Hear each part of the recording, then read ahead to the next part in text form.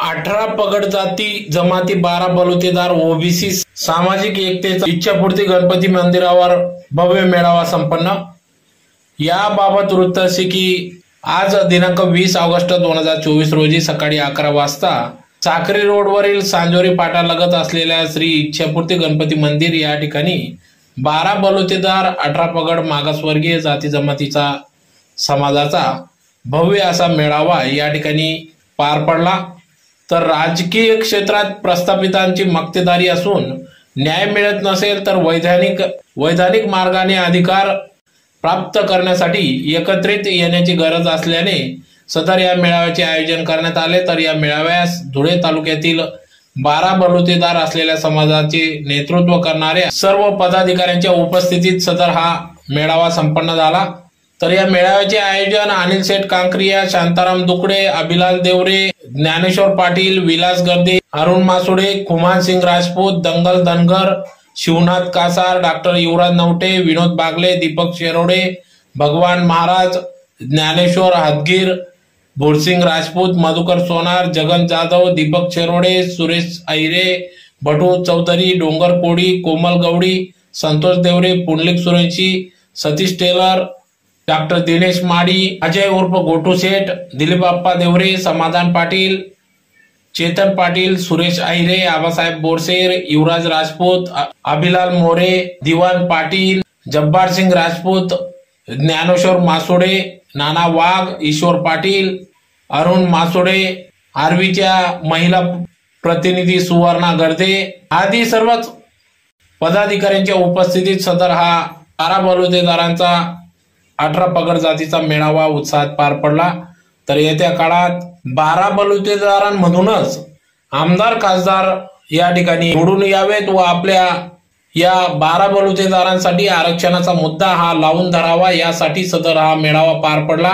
तर येत्या काळात सर्वांनी जागृत होऊन समाजाचे आपण काही देणे लागते म्हणून समाज हितासाठी एकत्रित येऊन 12 बलुतेदारांच्या या मेळाव्यात एकजूट होऊन हा निर्णय घेण्यात आला व येत्या काळात सर्व 12 बलुतेदारांनी आपल्यातलाच एखाद्या नेत्याला विधानसभा लोकसभेत पाठवा यासाठी प्रयत्नशील राहा व समाजासाठी एकत्रित या असे या ठिकाणी आवाहन करण्यात आले।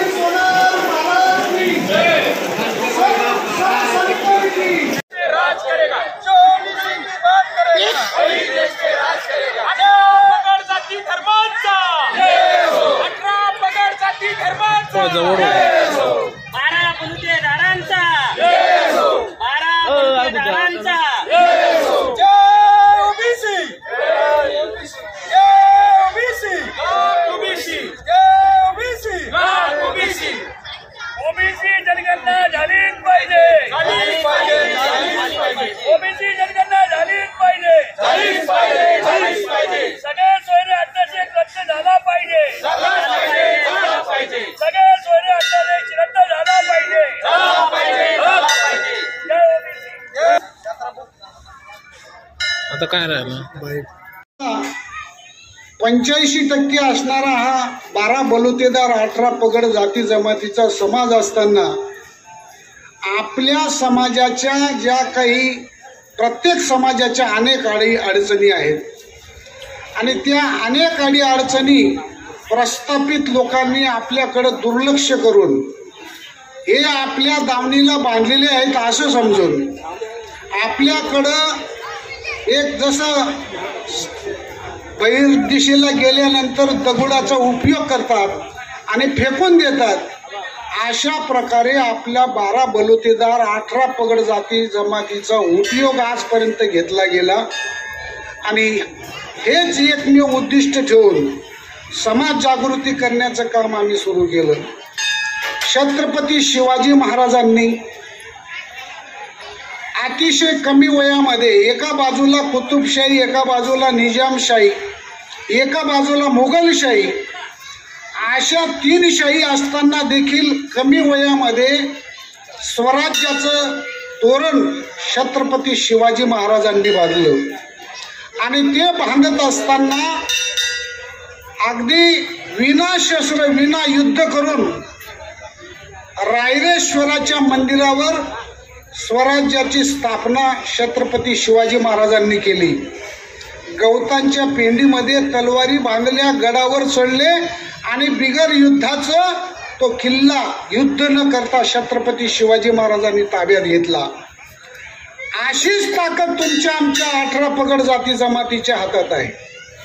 आपण फक्त त्यांच्या हाताचं बावलं बनून कळसूत्री बावली जशी तो कळसूत्री फिरवतो तसं 18 पगड जाती जमातीला या प्रस्थापित लोकांनी फिरवण्याचं हलवण्याचं काम केलं, आपल्याला नाचवण्याचं काम केलं।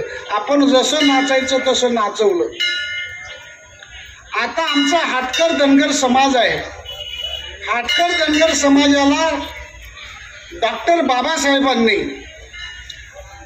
धनगर समाजालाच नाही, प्रत्येक माळी, तेली, कोळी, SC ST जो काही समाज आहे या प्रत्येक समाजाला आरक्षण दिलं। मग आपली भारताची राज्यघटना जी आहे ती स्वातंत्र्य, समता आणि बंधुता या न्यायाने बाबासाहेबांनी प्रत्येक मानवाला अधिकार दिला। पण त्या अधिकाराचं हनन करून प्रस्थापित जे लोक आहेत त्याचा गैरफायदा घेतात।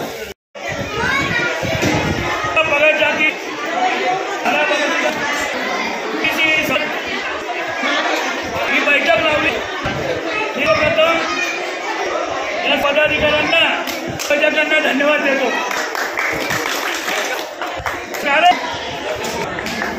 ओबीसी आग्रह बघायचा यांच्या घ्यायला लागतं। राजकीय लोकांनी धारण आहे, मध्ये धारण तुम्ही आहे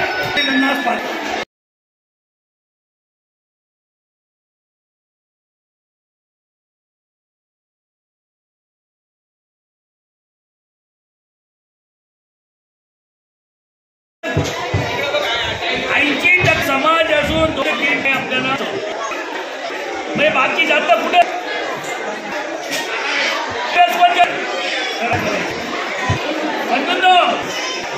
ओबी साराबद्दल हा समाज आहे। गेल्या तर वर्षापासून आपण या सर्व गुन्ह्यांची गुलाम झालो, परंतु आपण गुलामगिरी कराई, आपण त्याचा वाटा मागितल्याशिवाय नाही तो दिला पण नाही।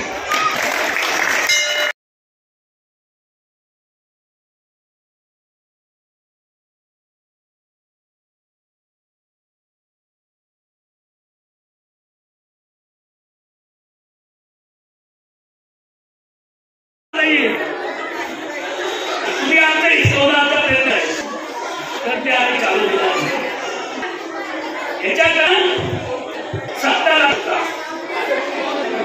अनोखे उपोषणा बसतो,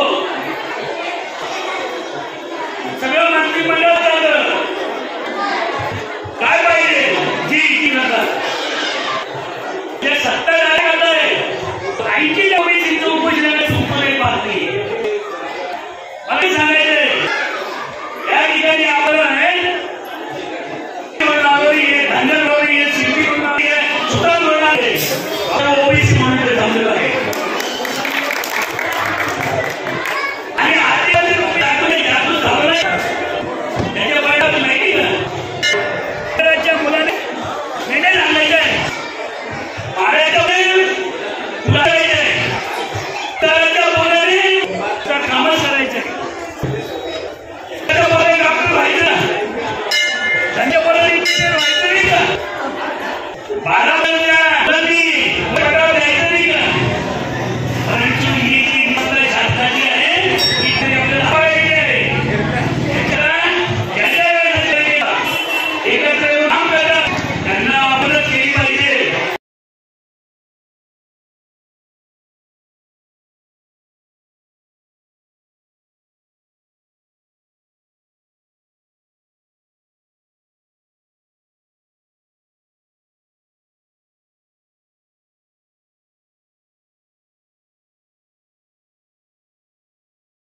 आपल्यापासून दूर करण्याचा प्रयत्न करत आहे. म्हणून या गोष्टीसाठी आपण सगळ्यांनी ओबीसीनी एकत्र येणं गरजेचं आहे. मित्रांनो, चांगला विचार केला, महाराष्ट्रातला ओबीसी आपला तो आहे, तो आपला शिक्षण क्षेत्रातला असेल, आपला मुलगा ज्यावेळेस शिक्षणामध्ये जातो त्यावेळेस NT-LPC मागासवर्गीय शिष्यवृत्ती मुलांना मिळत नाही. गेल्या 2017 पासून ही पेंडिंग आहे. दुसरा प्रश्न जर आपण घेतला तर आपल्या मुलांचं जे शिक्षण करून तो नोकरी करण्यासाठी पुढे विचार करतो त्यावेळेस पवित्र पोर्टल सारखा गंभीर प्रश्न आपल्या मुलांसमोर येतो. पवित्र पोर्टल हा प्रश्न असा आहे, बिंदुनामावली घोटाळा, की आपल्या आरक्षणानुसार जी जागा राहते ती जागांमध्ये आपल्याला नोकरी मिळत नाही. आपला एखादा 90-95% मिळून एखादा मुलगा ओपन मध्ये जातो आणि ओपन मधून परत सिलेक्शन झाल्यानंतर त्याला कॅटेगरीमध्ये टाकलं जातं आणि आपली गरीब परिस्थितीचा मुलाचं नुकसान केलं जातं. या अशाच प्रकारे आपल्या मुलांचं कुठंतरी खच्चीकरण करण्याचा प्रयत्न चालू आहे. दुसरीकडे जर घेतलं तर आपण राजकीय क्षेत्राचं जर उदाहरण घेतलं, आपण जास्तीत जास्त किती प्रयत्न करून ग्रामपंचायत पर्यंत जाऊ शकतो, आपला मुलगा सरपंच होऊ शकतो, परंतु आपण जिल्हा परिषद, पंचायत समिती, आमदार, खासदार आपलं स्वप्न हे करायची गरज, परंतु आपल्या मुलांना कधीच स्वप्न पूर्ण होत नाही. कारण की आपण राजकीय क्षेत्रामध्ये पैसा लागतो, सत्ता लागते आणि वरती ग्रँडफादर सुद्धा लागतो. या सगळ्या गोष्टींचा आपण ज्या माणसांना पुढे ठेवलंय ते म्हणजे फक्त एकाच प्रस्थापित लोकांच्या मागे आपण फिरतो म्हणून आपलं कुठेतरी नुकसान होतं. म्हणून आपण प्रस्थापितांना जर कुठेतरी आपली सत्ता मागून घ्यायची असेल तर आपल्याला एकत्र येणं गरजेचं आहे.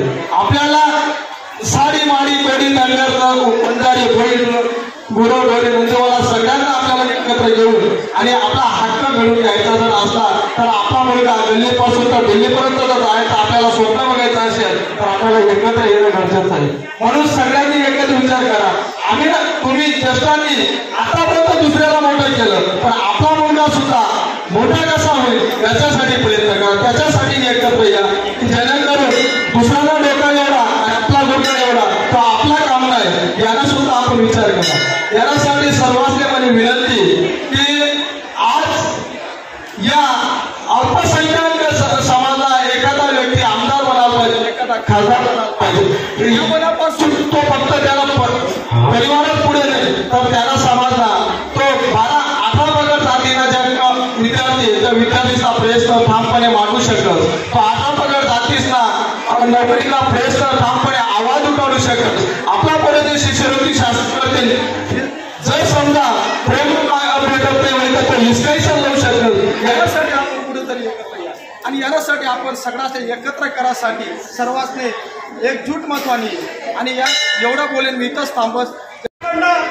आज जरांगी कुठे गेला होता त्यावेळेस तेव्हा नव्हता का? आणि आपल्या आरक्षणाचा याच्यातून जर तो आपल्या हक्काचा जर आरक्षणात तो वाटा मागत असेल त्याला आपण वाटा का म्हणून द्यावा, याच्यासाठी आपण याचाही विचार केला गेला पाहिजे. आजपर्यंत 11 वेळा मराठ्यांचा मुख्यमंत्री होऊ शकतो, मग 12 बलुतेदारांपैकी ओबीसीपैकी का मुख्यमंत्री होऊ शकला नाही? याच्यात पाहिलं जर विचार केला तर आपण आपली एकी नाही आहे मित्रांनो. याच्यासाठी एकी करणं गरजेचं आहे आणि त्याचं रोपटं आज गणपतीच्या माध्यमातून अनिल जैन, शांताराम पाटील, अविनाश देवरे यांच्या माध्यमातून ही सुरुवात झालेली आहे. आणि हे रोपटं आज वटवृक्षात कधी रूपांतर होईल याची सर्वांनी तुम्ही आता उभं राहून जिल्ह्यात चांगल्या प्रकारे मार्गदर्शन करून हे रोपटे वाढण्यासाठी तुम्ही आपण मदत केली पाहिजे हीच मी या निमित्ताने सांगतो आणि माझे 2 शब्द संपतो. 18 पगड जाती जमाती असतील किंवा 12 बलुतेदार असतील असे सर्वांनी एकत्रित येऊन आपल्या समाजासाठी आपण सुद्धा झटले पाहिजे. ज्याप्रमाणे जरांगे पाटील हा एकटा मराठा करू शकतो तर आपण 18 पगड जाती जमाती व 12 बलुतेदार का करू शकत नाही? हे संशोधनाची गरज आहे, काळाची गरज आहे. म्हणून मी सांगतो, खानुस बनके जिसकी हिफाजत हवा करे वो क्षमा क्या मुझे जिसे रोशन खुदा करे. ज्याप्रमाणे कमळ चिखलात उगवते व त्याचा सुगंध हा सगळीकडे दरवळत असतो, त्याचप्रमाणे आपल्या 18 पगड जाती जमाती व 12 बलुतेदार या समाजाचा सुद्धा सुगंध हा सगळीकडे दरवळला पाहिजे. मुख्यमंत्र्यांपासून तर पंतप्रधानांपर्यंत आपला सुद्धा आवाज हा केंद्रापर्यंत गेला पाहिजे हे मी ठणकावून सांगतो। दिल की महफिल में उजाला कीजिए, एक प्यार भरा गीत गाया कीजिए। दिल की महफिल में उजाला कीजिए, एक प्यार भरा गीत गाया कीजिए। जिंदगी खूबसूरत बन जाएगी दोस्तों। 18 पकड़ जाति जमाती और 12 बलुतेदार लोगों के विचार ग्रहण करने की कोशिश कीजिए, विचार ग्रहण करने की कोशिश कीजिए। तरी शेवटी एकच सांगतो, आपला संपूर्ण समाज असेल, 18 पकड जाती जमाती असतील, तसेच 12 बलुतेदार ओबीसी समाज असेल, तर आपण आपल्या हक्काचं घ्यायचं आहे। जर जरांगे पाटील हा एकटा आपल्या ओबीसी मधून आरक्षण मागू शकतो, तर आपण का नाही, हे विचार करण्याची आज गरज आलेली आहे। व ही गरज नुसती सभेपुरती नसून, बैठकीपुरती नसून, तर त्यासाठी आपण प्रत्येकाने जिथं सभा असेल किंवा ज्यांनी उपोषणाला बसले असतील, आपल्या समाजातून कोणी बसला असेल, इतर समाजातून बसला असेल, त्याला सुद्धा प्रतिसाद दिला पाहिजे, हे मी शेवटी जाताना सांगतो। जय हिंद, जय महाराष्ट्र। संदेश आहे, हा संदेश राजकीय आणि प्रस्तावित नेते मंडळी त्यांनी फक्त तुमचं शोषण केलंय।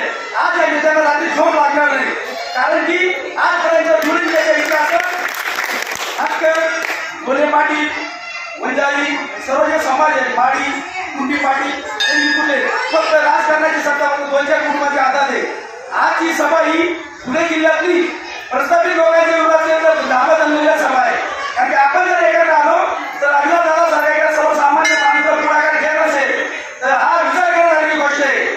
मित्र, आपला जो वाडा, आपण सर्व म्हणतो की आपला वाडा नाही, आपला वाडा आहे, पण आपला वाडामध्ये भागीदार जास्त होत आहे। हा भागीदार लोकांचा हा सर्वच की आपण विचार करतो एकीकडे आपल्या समाजाला का रावण भेटत नाही, की आपण एकत्र कधी राहत नाही, कारण की आपण कुठल्या तरी प्रस्तावित राजकारणी लोकांचा झेंडा धरून आपली वैयक्तिक पोळी शकण्यासाठी त्यांच्या तेवढ्या कामासाठी उपभोग होतो, म्हणून आपल्या समाजाचं कोणी पाठवून मोठा माणूस होत नाही, ही एक मोठी शंका आहे।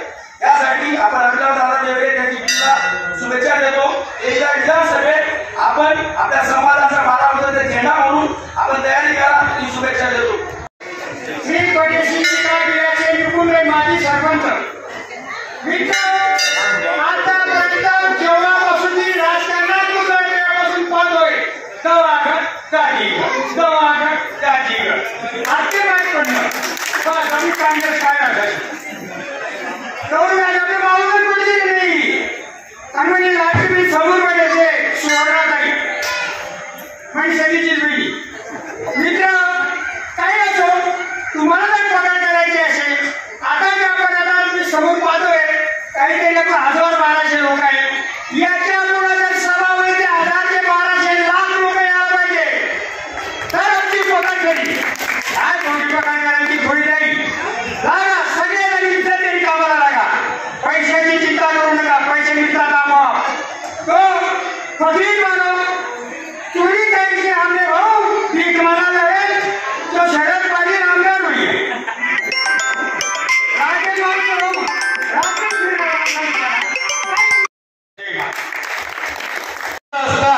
बाबांनी सांगितलं की आपण जर ठरवलं तर 1000-2000 आपण 1000-2000 लाखो लोक जमा करू शकतो पूर्ण भारत देश 18 पगड जाती धर्माना आहे। टेन्शन घेऊ नका, अहो फक्त एक छोटासा पदाधिकारी मेळावा छे आणि त्याला त्या पदाधिकारी कार्यकर्त्याची जे मेहनत घ्यायचे जर त्यासनी ठरायला लागलं ती एक अंदर चांगल्या ठिकाणी मोठा मेळावा देऊ ते त्या ठिकाणी 10,000 लोक जमू शकतात। फक्त आपलं काय विचारायचंय, आपण झोपेलच ते जागे करायला काम करायलो, झोपलं सोमेल भरपूर शेतं बरं का काका, आपण झोपेलच ते जागा करायला काम करायला ते बघा जागे होईल शेतं, फक्त त्यासले ना आपले पूज करायला काम शे, पूज करणारच कोणी करत, पण अंगणीव कांकड्यासारखा शेठ सर्व आदिलाल वगैरे यासनी टिंबी शांताराम माऊली ऐकावं ना, त्याची मेहनत दिसली ह्या तालुकामा 18 पागड जाती धर्माना लोक ते जागृत करायला काम करायचे, त्या माध्यमातून राजकारण असेल, समाजकारण असेल, शैक्षणिक क्षेत्रात असेल, आपण कुठेही मागे राहता कामा नये। त्यांचं ध्येय धोरण जे ते समाज जीवनामध्ये, राजकीय क्षेत्रामध्ये, महाराष्ट्रात, देशात वावरत असताना खऱ्या अर्थानं आपल्या मुलांवर शिक्षण क्षेत्रात अन्याय होता कामा नये।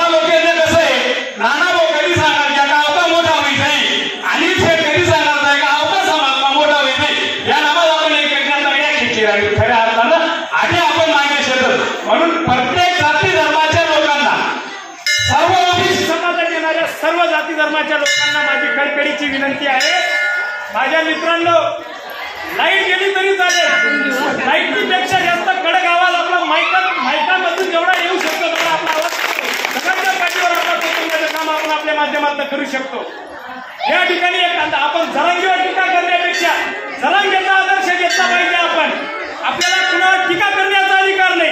जरांगेसारखा माणूस जर संपूर्ण महाराष्ट्रामध्ये मराठ्याच्या आंदोलनाच्या माध्यमातून महाराष्ट्र पेटू शकत असेल तर ओबीसीच्या माध्यमातून 18 पगड जातीच्या माध्यमातून आपण का महाराष्ट्र पेटू शकत नाही, याचा लक्ष आपण घेतला पाहिजे. हा खरा महत्वाचा विषय.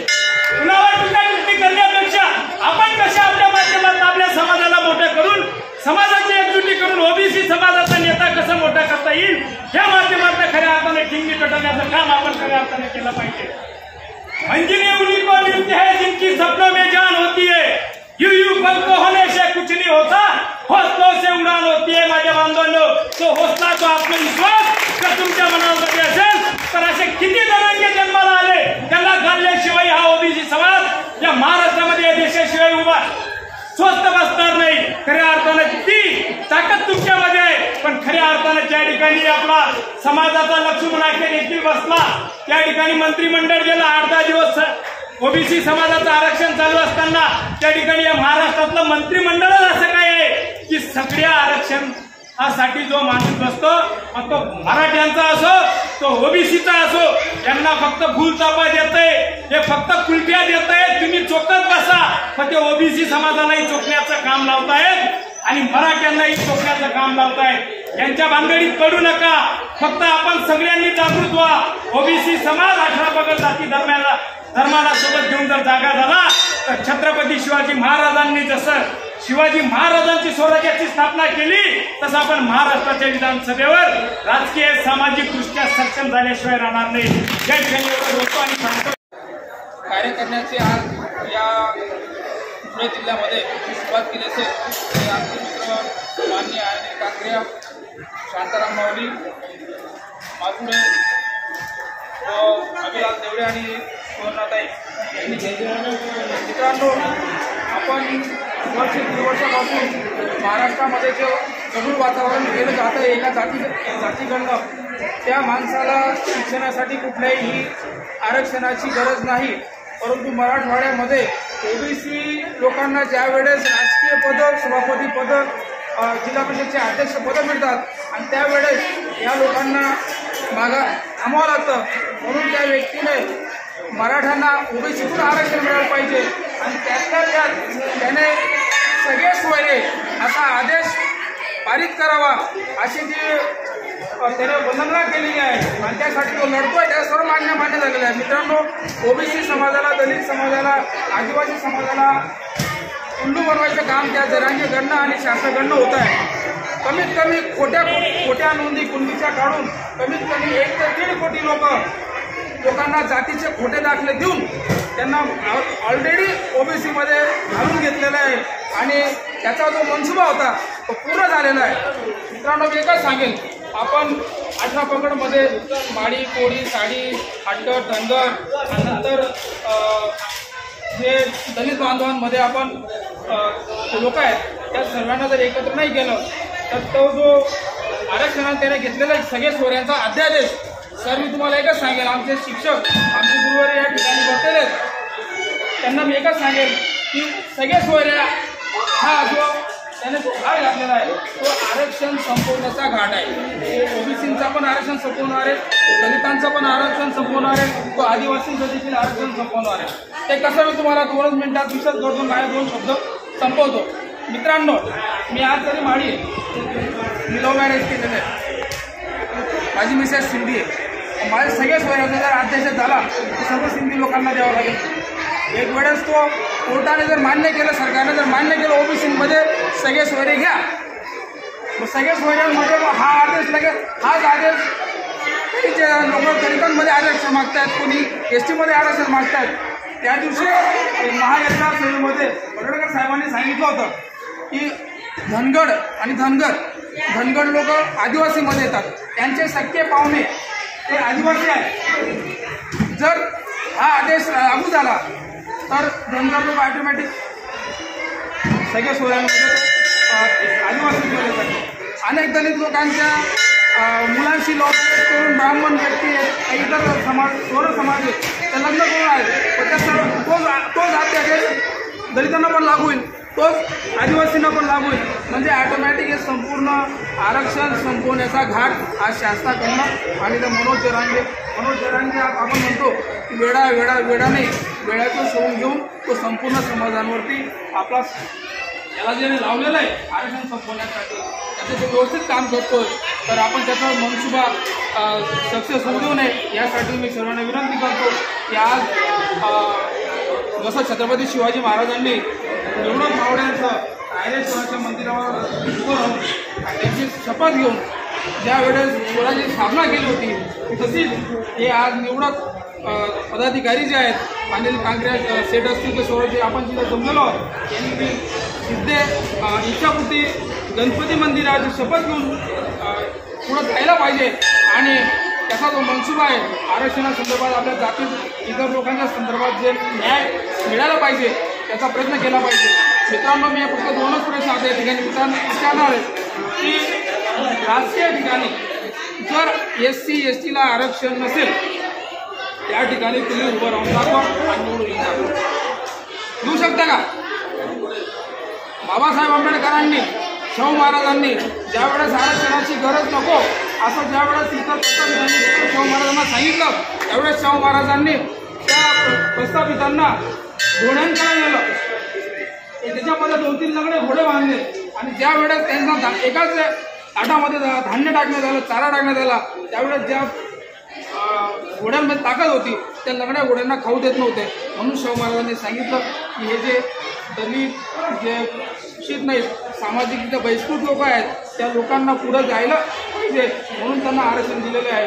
हा आरक्षण म्हणजे गरिबी हटाव कार्यक्रम नसून हा जे सामाजिकरित्या बहिष्कृत आहेत त्या लोकांना पुढं नेण्यासाठी जो कार्यक्रम आहे तो सर्वांनी मिळून आपण पुढे नेला पाहिजे. आणि मी या ठिकाणी ज्यांनी हा कार्यक्रम आयोजित केला, अभिलाल भाऊ असतील, सोनाताई असतील व इतर जे त्यांना मी अभिनंदन करतो आणि त्यांना शुभेच्छा देतो. हा छोटासा जरी कार्यक्रम आज झाला, निराश होता, याच्या पुढे सर्वांनी मिळून जसं नानाभाऊंनी सांगितलं 10,000चा मेळा घेऊन दाखवा आणि राजकीय असेल, सामाजिक असेल, शैक्षणिक असेल ते आरक्षण जो आपल्याकडून हिरावून देतोय त्याच्याशी लढा आणि त्याच्यात आम्ही सर्व माळी महासंघ असेल किंवा इतर ज्यावेळेस मराठा महासंघाच्या ज्यावेळेस या ठिकाणी जरांगी ज्यावेळेस आलेलो होतो त्यावेळेस मी भरपूर नेत्यांमध्ये राहतो. त्यांनी कोणी 10 लाख दिले, कोणी 5 लाख दिले, कोणी स्टेज दिलं, कोणी मंडप दिलं, कोणी जेवण दिलं, तरी तो जरांगी त्यांना शिवाय दिले. फक्त हे नाटक आहे, हे प्रोग्राम उभा करतात आणि जरांगी शिवाय देतो. हे फक्त नाटक असून आपल्याला दिशाभूल करण्याचं काम चालू आहे. तर ही दिशाभूल होऊ देऊ नका आणि आरक्षणाचा जो घाट आहे तो हाणून पाडा आणि आपल्या सर्व 18 पगड जाती, दलित, आदिवासी बांधव यांना न्याय देण्याचा प्रयत्न करा. ही एवढी बोलून 2 शब्द संपवतो. त्यांनी घेतलेला जो पहिला आणि कार्यकर्त्यांचा मेळावा आहे त्यांची इच्छा अगदी पूर्ण होईल. कारण सर्व 12 बलुतेदार, सर्व OBC समाज तुमच्या पाठीशी राहील. परंतु आपण फक्त एकच करायचं आहे, असे मेळावे आणि कार्यकर्त्यांना प्रोत्साहन, प्रत्येक गावाला भेटी, प्रत्येक समाजाच्या नेत्याला भेटून मला एक सांगायचं आहे. आता मीडिया आहे, मीडियाच्या याच्यावरती प्रत्येक समाजाचा जो नेता असेल त्याला सांगायचं, बाबा तुझ्या समाजाच्या लोकांना तू उत्साहित कर, त्यांना तुम्ही सांगा की OBCच्या मेळावा कुठे आहे, OBCच्या आपल्या हक्कासाठी, आपल्या हक्काचं जे हिरावून घेतोय जरांगे, त्या हक्काच्या हिरावण्यासाठी आपण सर्वांनी 12 बलुतेदार यांनी सर्वांनी एकत्र यायचं. जसं आपल्या जातीचं आपण अस्तित्व म्हणजे आपल्या जन्मदात्या, आपली जात म्हणजे आपली जन्मदाती आई आणि आपली OBC जात म्हणजे आपली जन्म देणारी, जशी कृष्णाला जन्म देणारी देवकी तशी आपली जात, आपली प्रत्येकाच्या सर्व 12 बलुतेदार जाती आणि आपल्याला मोठे करणारी, आपल्याला या OBC चळवळीतनं मोठं करणारी आपली OBC माता म्हणजे आपली यशोदा. तर या यशोदाच्या मागे लागून आपण यशोदाचं मार्गदर्शन घ्या. म्हणजे आपल्याला जे मार्गदर्शन करतात, आपल्याला जे संयोजन करतात त्या संयोजनांच्या मागे आपण राहून त्यांच्या पाठीशी राहून या ओबीसीचा संघर्ष हा पुढे नेण्याचं काम आपण करूया एवढं सांगून मी जय हिंद. गणपतीच्या मंदिरावरती कार्यक्रम आहे, आपण त्या ठिकाणी यावं आणि मार्गदर्शन करावं अशी त्यांनी इच्छा व्यक्त केली आणि त्यांच्या इच्छेसाठी मी सर्वप्रथम की ज्यांनी या ठिकाणी त्या कार्यक्रमाचं आयोजन केलं त्यांचा आभार या ठिकाणी का मानेन. कुठेतरी काहीतरी चांगल्या गोष्टीची सुरुवात केली पाहिजे आणि ती सुरुवात तुम्ही केलेली आहे. भले या ठिकाणी उपस्थितांची संख्या कमी असेल पण मला वाटतं ते निष्ठावंत आहे. आपण जर जातीच्या प्रमाणामध्ये जर विचार केला तर 18 पगड जाती ओबीसी जाती याच्यामध्ये साधारणपणे 510 जाती येतात. महाराष्ट्रापुरतं बोलतोय 510 जाती येतात. तर एका माणसाने जर 10 जरी माणसं आणली तर किती लोक येतील. एवढा जनसमुदाय जर प्रस्थापितांच्या डोळ्यासमोर जर दिसला तर त्यांच्या पायाखालची माती आपोआप निघून जाईल. ते म्हणते अरे बापरे आता जागाच आहे.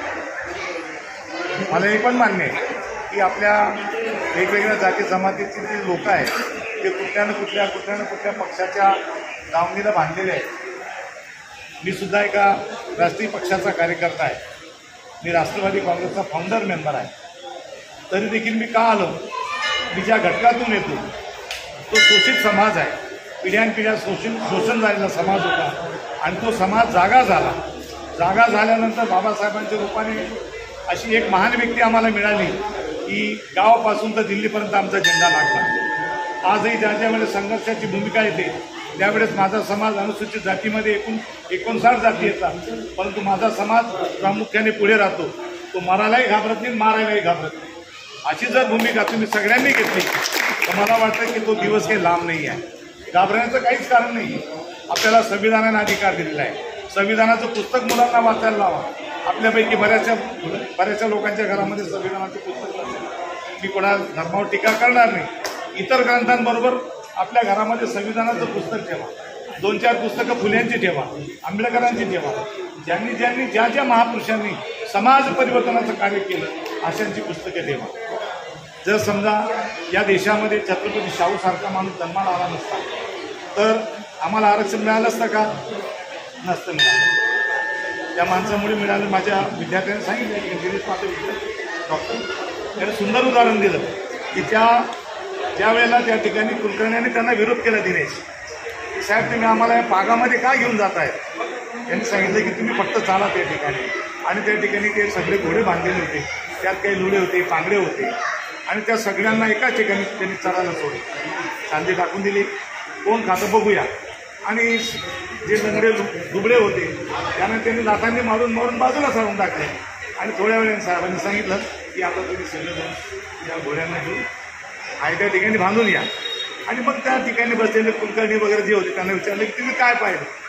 काही नाही पाहिलं म्हणजे साहेब. घोडे आणले आणि त्यांना चारा दिला. हे बाकीचे लुडे पांगडे असेच पडून राहिले, याला काही खाऊ केलेले नाही. मग समाजामध्ये असे जे पिछाडलेले आहेत, जे अपंग आहेत, सामाजिकदृष्ट्या, आर्थिकदृष्ट्या, राजकीयदृष्ट्या, यांना आपल्याला मूळ प्रवाहामध्ये जर आणायचं असेल तर त्यासाठी त्यांच्यासाठी आरक्षण ही व्यवस्था सर्वप्रथम या देशामध्ये छत्रपती शाहू महाराजांनी. यावरून का सांगावं लागतं. हे प्रत्येकाच्या घरामध्ये प्रत्येकाच्या मुलालाही माहिती पाहिजे की आरक्षणाची सुरुवात कोणी केली आणि का केली. आपण सगळे महाभारत वाचतो, रामायण वाचतो, पारायण करतो, करा. त्याच्याबद्दल मला काहीच म्हणायचं नाही. पण खरं पारायण कशाचं झालं पाहिजे या पुस्तकांचं झालं. गुलामगिरी वाचायला लावा पोरांना. संध्याकाळची वेळ मस्त की सगळं कुटुंब बसा. मी विद्यार्थ्यांना नेहमी सांगायचो, एखादी कविता जर मला मनाला पटायची याला किती वेळा मारले. एखादा धडा जर मला चांगला वाटला तरी मुलांना काय सांगायचं की आपण शेतकऱ्याची पोरं आहोत, आभार कष्ट करणाऱ्यांची पोरं आहोत. संध्याकाळच्या वेळेला आई बाबा सगळे आले, जेवणं झाली, अंथरून टाकली की सांगायचं थांबा आम्हाला तुम्हाला एक पाठ वाचून टाकायचं. नुसता पाठ वाचायचं नाही. साधून मला सांगितलं आप्पा आपल्याला यायचं आहे आणि आपल्या संदर्भातून आणि समाजाच्या संदर्भातून आपल्याला एकत्र येण्याची आज गरज आहे असं सांगितलं. व त्यांच्या विनंतीस मान देऊन आम्ही या ठिकाणी आलो म्हणजे आपलं हे आमचं कर्तव्य आहे. कारण की आपण ज्या समाजात जन्माला आलो आहोत त्या समाजाचं आपल्यावरती जे ऋण आहे हे ऋण फेडण्याची जी संधी आहे ती आपल्याला कायमस्वरूपी समाज उपलब्ध करून देत असतो आणि आपण त्या संधीचं सोनं केलं पाहिजे असं माझं स्वतःचं वैयक्तिक मत आहे. 1900 मी 2-4 मुद्द्यांवरती बोलेन. 1991 साली मराठा समाजाचे मागासलेपण सिद्ध करण्यासाठी दिलेला टाईम हा 2024 आलं, पण तो मराठा समाज त्याचं मागासलेपण सिद्ध करू शकला नाही. आणि खूप लोकांना, आपल्या जे ओबीसी समाजातील लोकांना माहितीसाठी सांगतो, आपल्या ओबीसीमध्ये महाराष्ट्रामध्ये 381 जाती या ओबीसीमध्ये मोडल्या जातात आणि केंद्रामध्ये 3600 जाती ओबीसीमध्ये मोडल्या जातात. ओबीसीची ताकद 85% आहे. आपण सत्ता मागणारे नाही, सत्ता देणारे आहोत. कायमस्वरूपी आमचे राष्ट्रीय ओबीसी महासंघाच्या माध्यमातून आम्ही आतापर्यंत 19 GR शासनाकडून मान्य करून घेतले आहे. आता मागे अमृतसरला राष्ट्रीय ओबीसी महासंघाचे अधिवेशन होते. त्या अधिवेशनामध्ये मुख्य मागण्या मांडल्या गेल्या की आपल्या ओबीसी समाजासाठी ज्या पूर्ण महाराष्ट्रामध्ये जे विद्यार्थ्यांसाठी वसतिगृह दिलं गेलं पाहिजे आणि ओबीसीमधून मराठा समाजाला आरक्षण नाकारलं पाहिजे व आपल्या समाजाची जातनिहाय ओबीसीमध्ये जनगणना झाली पाहिजे. आणि मी सांगतो मित्र, बहुतेक आपल्या समाजाला माहीत नाही 19% आरक्षण आपल्याला शिक्षणामध्ये आहे. 27.5% आरक्षण भेटलं पाहिजे. याच्यासाठी आपण स्वतः 70 वर्षापासून लढतो आहे. कुठल्याही समाजाला आरक्षण देऊ शकत नाही. डॉक्टर बाबासाहेब आंबेडकरांनी संविधानामध्ये जे नमूद केलेलं आहे ते 1991 मध्ये मंडळ स्थापन झालं आणि त्याच्यामध्ये जे आपण संसदेमध्ये मांडलं गेलं आणि 27.5% आरक्षण आपल्याला दिलं गेलं आहे. हे उच्च न्यायालयामध्ये सुद्धा आपण याच्यावरती क्लेम करू शकत नाही. आणि तो जरांगे पाटील सांगतो, त्याचा अभ्यास अपूर्ण आहे.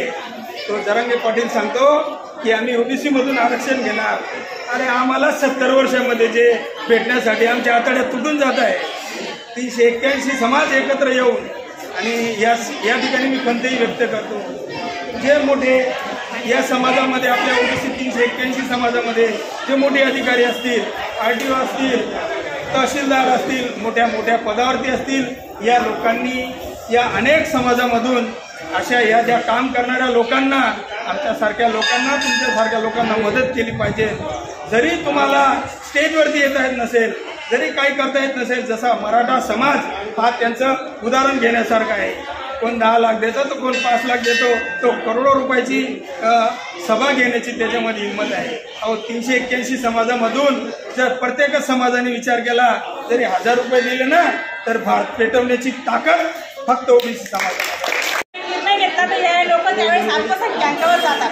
त्यांच्या पाठीमागे कुणी नाही बा, यांच्याने काय होणार आहे, अल्पसंख्याक आहे असं न करता की सगळ्यांनी जर एकत्र आले. मी मामांशी बोलली, मामांना म्हटलं तुम्ही फक्त हे जे निर्णय घेतला खूप चांगला आहे, तुम्ही फक्त आवाज द्या. मी एक महिला आणि मी हजारो महिला गोळा करायला तयार आहे.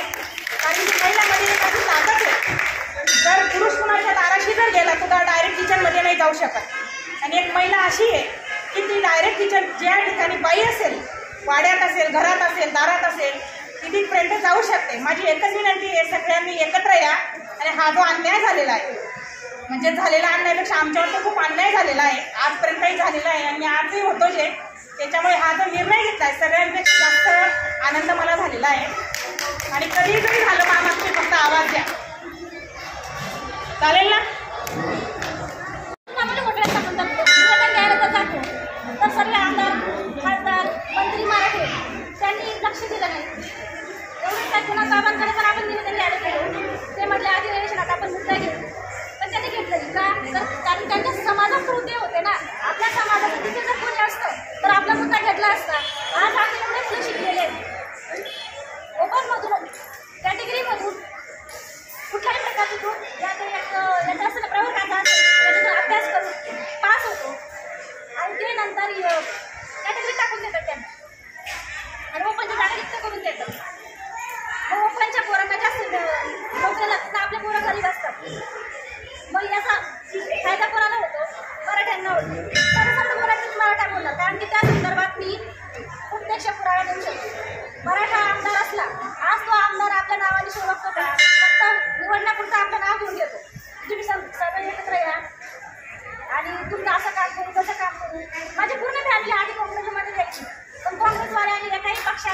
आमचे निवेदनं म्हणा कामं म्हणा केलेली नाही.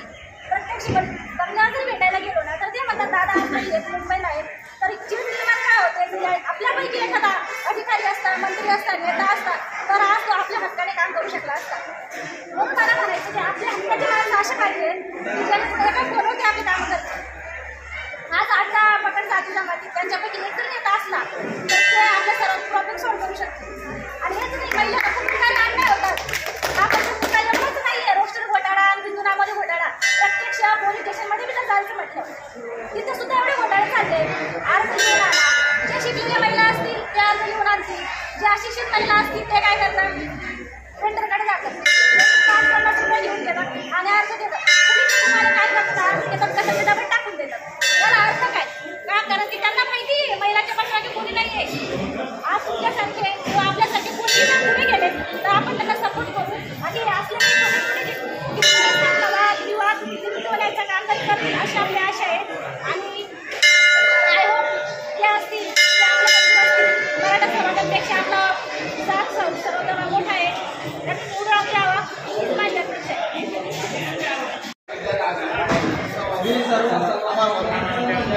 त्याच्या सगळ्या समाजाचे लोक एकत्र झाले.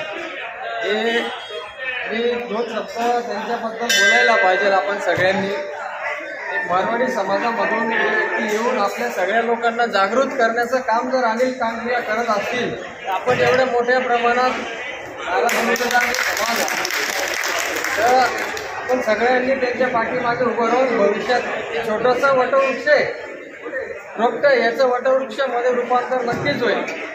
आपल्या कार्यक्रमाला येऊ नये असं प्रस्थापित राजकारण्यांनी फोन केले. हा सगळ्यात पहिला विजय आहे आपला की ह्या कार्यक्रमात तुम्ही जाऊ नका अशा पद्धतीचे या तालुक्यामधल्या पुढाऱ्यांनी फोन करून गाड्या थांबवल्या. 2 ठिकाणी मौती झाल्या म्हणून काही लोक आले नाही. जवळपास आम्ही आता प्लेट मोजल्या, जवळपास 300 लोक आपल्या या ठिकाणी जेवण करून चालले गेले. पावसाअभावी काही लोक पोचू शकले नाही.